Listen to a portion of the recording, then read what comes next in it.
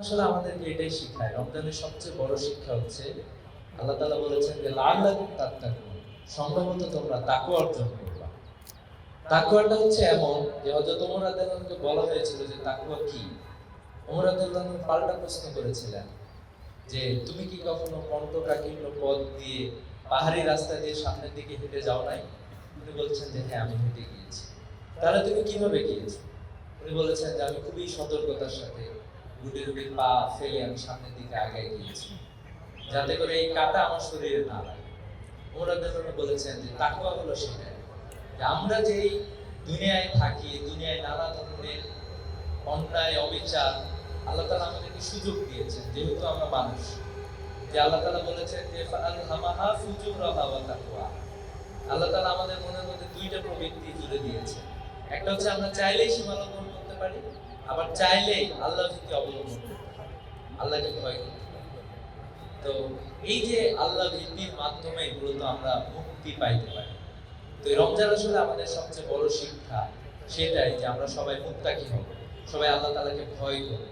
আল্লাহ তাআলার কাছে মর্যাদা মাপকাঠি অন্য কোনো কিছু না।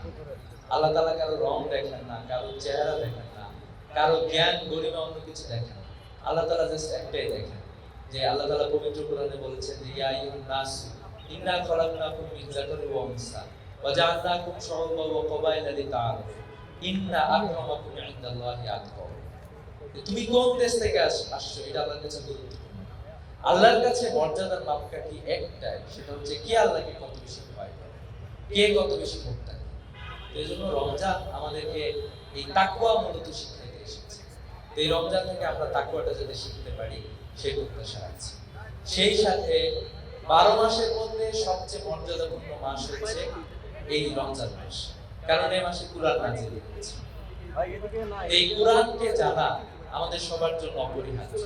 আল্লাহ তাআলার যে মেসেজ আমাদের কাছে এসেছে, সেই মেসেজ যদি আমরা না জানি, আমাদের জীবনের একটা বড় অংশ অতিবাহিত অলরেডি হয়ে গিয়েছে, একটা অংশ পার করে এসেছি, সামনে আমাদের কতটুকু সময় আছে আমরা জানি না।